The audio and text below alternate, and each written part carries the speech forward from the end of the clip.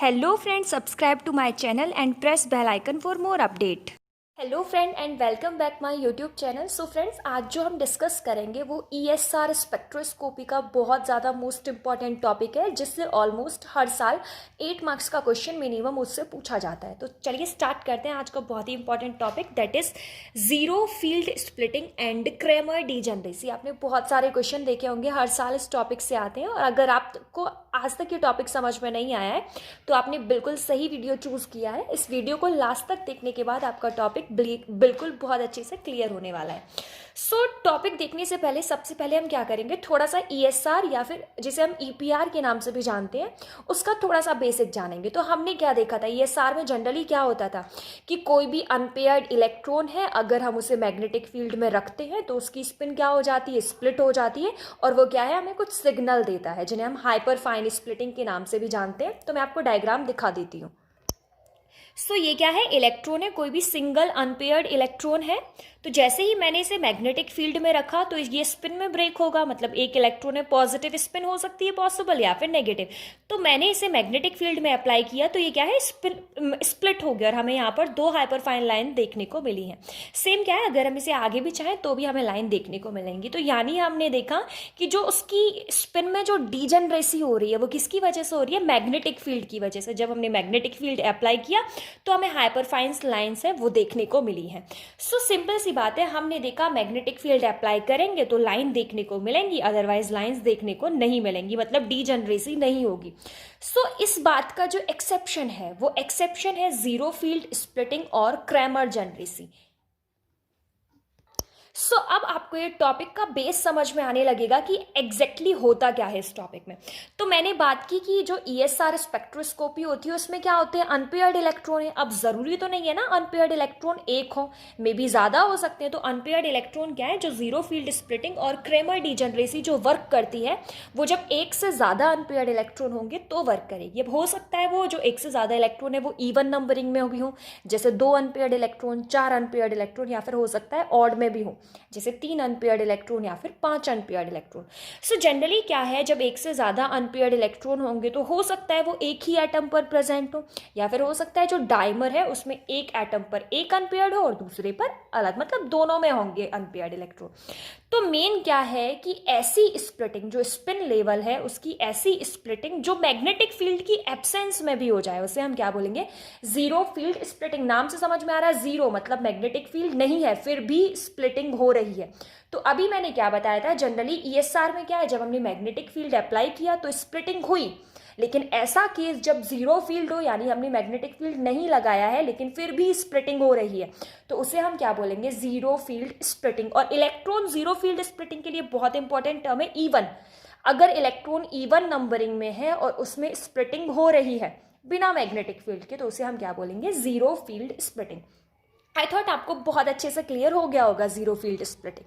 सो मैं इसका आपको एक एग्जांपल और बता देती हूँ जिससे आपको कोई प्रॉब्लम ना हो। तो यानी 2 इलेक्ट्रॉन सिस्टम के लिए लेते हैं, मैंने कहा ना कि ये इवन इलेक्ट्रॉन होने चाहिए, तो मैंने कितने इलेक्ट्रॉन लिए, 2 इलेक्ट्रॉन।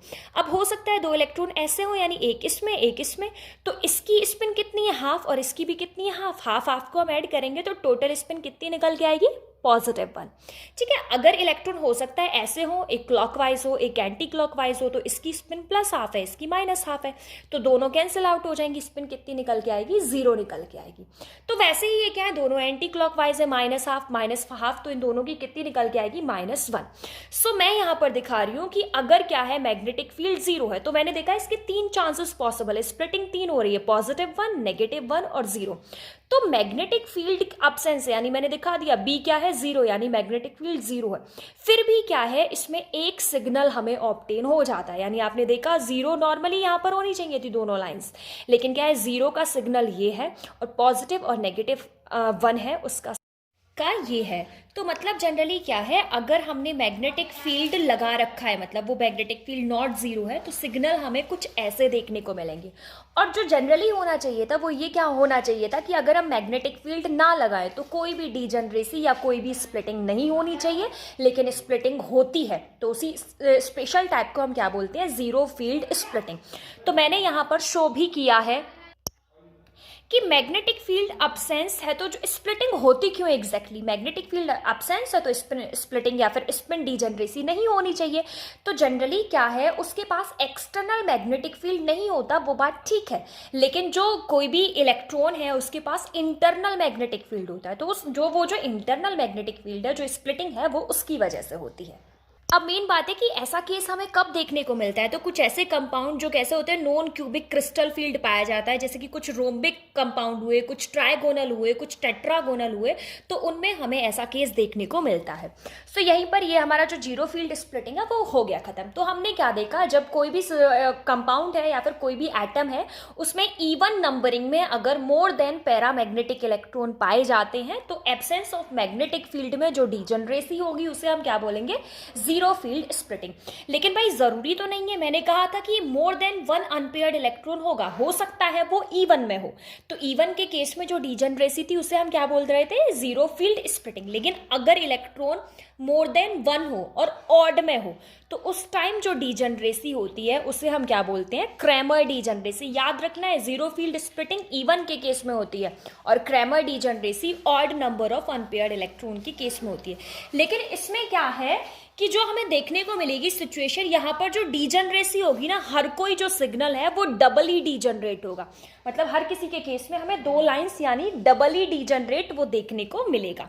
तो इसमें एक और मतलब अंतर आप देख सकते हैं, जीरो फील्ड स्प्लिटिंग इवन के केस में और क्रैमर डीजनरेसी ऑड के केस में, वहां पर स्प्लिटिंग एक सिग्नल में मिलेगी और यहाँ पर स्प्लिटिंग हमें क्या है, दो सिग्नल में मिलेंगी। तो आप एग्जाम्पल के तौर पर और दोनों को अच्छे से क्लियर कर सकते हैं। मैंने D2 सिस्टम के लिए बताया है कि दो इलेक्ट्रॉन प्रेजेंट है, तो अगर मैं इसकी स्पिन देखूं तो स्पिन कितनी है, टोटली 1। तो मुझे मैग्नेटिक स्पिन देखनी है, तो आपने देखा है -1 to +1 होती है, तो इसके पॉसिबल क्या है, -1, 0 और +1।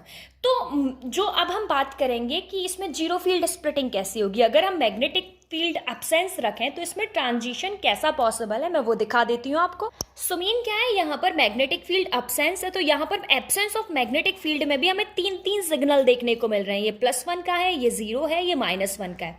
तो इसमें दो तरीके का ट्रांजिशन होता है, एक क्या होता है आपको दिख रहा होगा 0 से +1, और एक क्या होता है -1 से 0, तो दो तरीके का ट्रांजिशन होता है। अब मेन बात है, ये सिस्टम जो कि मैंने क्या कहा, ये दो अनपेयर्ड इलेक्ट्रॉन है उसका है ये, तो दो अनपेयर्ड इलेक्ट्रॉन कैसा होगा, इवन। तो इवन में आपको पता है, इवन में क्रैमर डीजनरेसी तो हमें देखने को मिलेगी नहीं, तो आपने पहचान लिया दो इलेक्ट्रॉन है तो इवन है, और इवन में कैसा मिलता है हमें, जीरो फील्ड स्प्लिटिंग। अगर दो की जगह तीन होते तो क्या देखने को मिलती, क्रैमर डीजनरेसी, और प्लस में एक सिग्नल डबली डीजनरेट होता। तो इसमें इसीलिए सारे सिग्नल कैसे हैं, सिंगली डीजनरेट हुए। Thank you so much friend. अगर आपको वीडियो पसंद आया है, वीडियो को लाइक करें और चैनल को सब्सक्राइब करना ना भूलें ऐसी आने वाली अच्छी वीडियोस के लिए।